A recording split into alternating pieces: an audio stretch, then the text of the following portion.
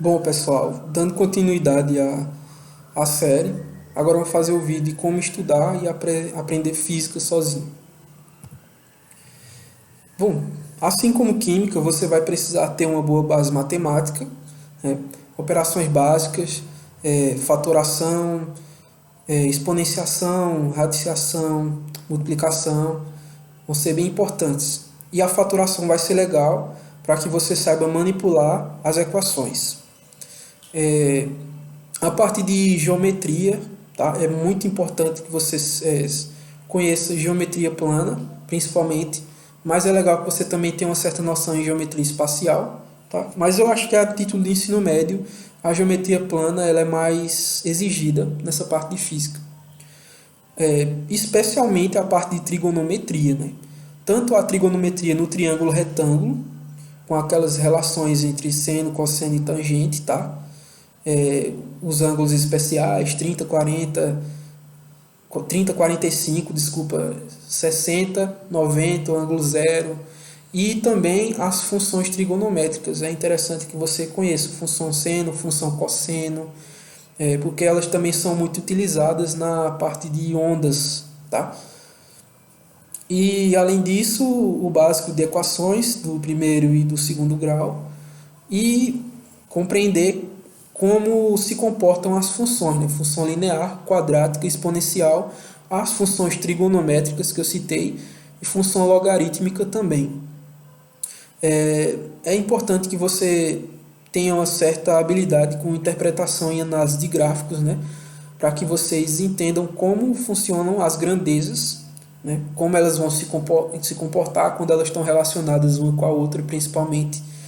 E também a parte de análise dimensional, né? Que é conhecer as unidades e saber trabalhar com unidades, seja segundo, unidade de massa, também unidade de tempo, unidade de energia, saber trabalhar com unidades do sistema internacional. É interessante saber transformar unidades, né? Essa parte de análise dimensional é bem interessante de ser estudada.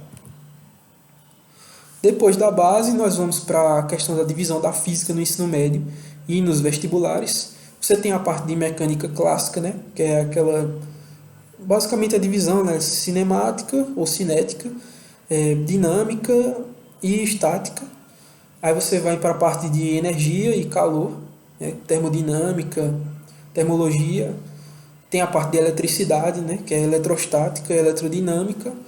A parte de ótica, tem a parte de ótica geométrica, que é o mais cobrado pelos vestibulares. Tem a parte de ótica física também, que é o comportamento da luz, comportamento dual, né, que ela pode se comportar tanto como partícula e como onda. Não é tão cobrado assim na maioria dos vestibulares, porém em alguns vestibulares ele já está se tornando mais presente, principalmente nos vestibulares militares é bem presente esse conteúdo. Você tem a parte de ondas e ondulatórias. Você tem também a parte de magnetismo, que está bem relacionado com a parte de eletricidade e normalmente é dado no fim do terceiro ano. E tem também a parte de física moderna, que cada vez mais eles estão colocando no ensino médio. É, Eles estão colocando a parte de um pouco de introdução à mecânica quântica, comportamento do elétron, dualidade onda-partícula. Algumas escolas, alguns professores gostam de falar um pouco sobre cosmologia, é bem interessante. Alguns professores falam um pouco de relatividade. Então é bem legal conhecer esse assunto, que é um assunto que mais chama a atenção de física, eu acredito aí. Se você for procurar nos podcasts ou em qualquer outro canal, aí é o assunto que a galera mais se interessa. Bom, basicamente eu recomendo o estudo em frentes ou em blocos de estudo, né? Em que você vai estudar vários conteúdos de forma concomitante. Você resolve o bloco um, depois vai para o bloco 2, bloco 3, 4 e 5, o que é muito interessante para deixar todas as matérias frescas na sua cabeça, para que você não enferruje durante o ano do vestibular, da preparação, e para manter você em contato com toda a matéria durante o ano, né? Aí agora vamos para algumas referências que eu gostaria de recomendar. A primeira referência é o livro que eu considero mais didático, É esse livro Física Clássica, que são esses 5 volumes, que é a edição mais antiga, mas também já existe essa versão mais nova, com 3 volumes. Essa versão mais antiga não tem a parte de física moderna, mas essa versão de 3 volumes já tem, ela é inclusa. Eu utilizei a versão mais antiga, né? Mas eu dei uma olhada nessa versão nova e ela também tá bem legal. Então, qualquer uma dessas duas versões que vocês pegarem, eu acho que tá bem servido aí. Eu utilizei bastante também a tópicos de física. Eu acho o tópicos de física ele um pouco mais difícil de entender do que o física clássica. Mas se você tiver apenas o tópico de física, ele já ajuda muito. Ele já é uma base muito forte, principalmente por causa dos exercícios. Eu acho que em termos de exercícios, ele é mais difícil do que o física clássica. Ele tem exercícios que te desafiam mais e te deixam mais preparado. Então, essa coleção também é muito boa. Tem também a coleção do Renato Brito, que é uma coleção bem legal. São 2 apostilas, bem completas, com muitas questões, com uma teoria bem profunda e é uma boa opção também. E uma coleção que eu acho bem mais fácil que as outras que eu citei, mas que a galera também gosta muito, eu também utilizei na época do colégio. É uma coleção bem didática, que é essa coleção do Ramalho, em 3 volumes também. E os Fundamentos da Física, né? E é também uma boa coleção e uma boa opção para vocês. Eu achei na internet essa coleção do Robortella, que ela é bem mais antiga. A teoria dela é muito boa. Eu só achei que os exercícios... Eu não me dei bem bastante com os exercícios dela. Porque eu acho que ela não está tão atualizada com o vestibular de hoje.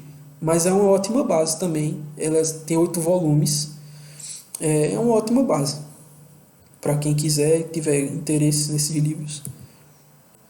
Aí aqui já fica mais para curiosidade ou para a galera que vai prestar vestibulares militares, né? Se você não vai prestar vestibular militar, você não precisa desses livros, na minha opinião.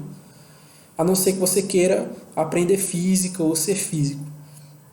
Tem esses livros de mecânica do Renato Brito, tem esse livro de física moderna dele também, que são verdadeiros tratados assim com questões bem aprofundadas sobre mecânica, e são bastante recomendados para vestibulares mais complicados. Tem também essa coleção da Lumbreiras, que é uma editora peruana, né? Que tem exercícios de toda a física e também uma teoria bem profunda, né? É uma ótima opção para quem quer aprender a resolver problemas mais cascudos, digamos assim, mais difíceis. Mas é uma ótima coleção. Se eu não me engano, o nome dela é Uma Análise Quantitativa do Movimento. É uma coisa assim.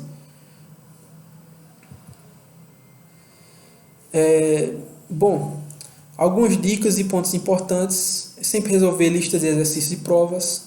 Livros e questões dos vestibulares que você está se preparando. Não adianta você fugir muito daquilo que você quer. Se você quer fazer Enem, não adianta você estar pegando esses últimos livros que eu recomendei, que são para vestibular militar. Tá?